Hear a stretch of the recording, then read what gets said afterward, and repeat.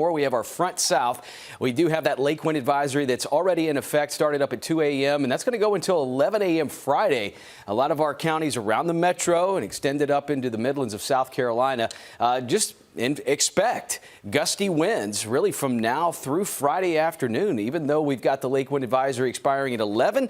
We'll see if that gets extended, but projections are for it to be a couple of windy days and cool down coming our way. The path of travel looking good other than just a little bit cloudy in some spots. Steady winds out of the northeast. These are cooler winds. It's going to be drying out a little bit more, but 10 to 12 and even up around 15 into Aiken. But current temperatures in a holding pattern, dropping down low 60s in Crawfordville, Thompson, through Evans, upper 60s to almost 70 degrees in Sylvania. But we're going to see a cooler than average forecast come in for the next few days. Current winds, yes, they are still gusting at 20 plus around Aiken and even around parts of Saluda County here. We see those areas of light blue blended in, even though some of the areas not reporting. It's a good bet. Parts of Jefferson and also Emmanuel County that had a little light rain, seeing some winds picking up 10 to 15. It's middle 70s.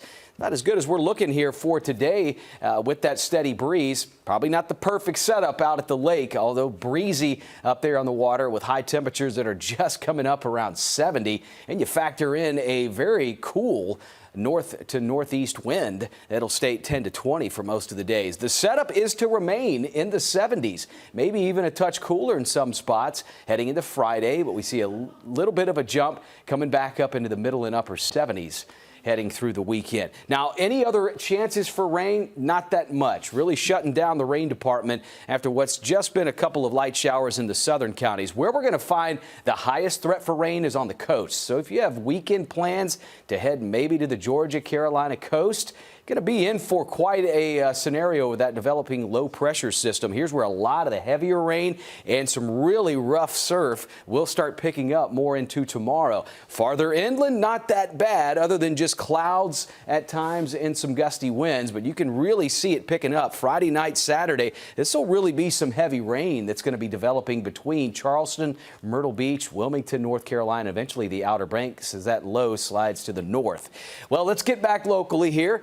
Windy start, middle 60s, only turning up to about the middle 70s with at times some late day clearing and sunshine to finish up, but it'll be a blustery finish. Here come the 50s into a much cooler planter for the mornings tomorrow. And as far as rain threat, you can start noticing the rain creeping up the east coast there down across the South Carolina and Georgia coast.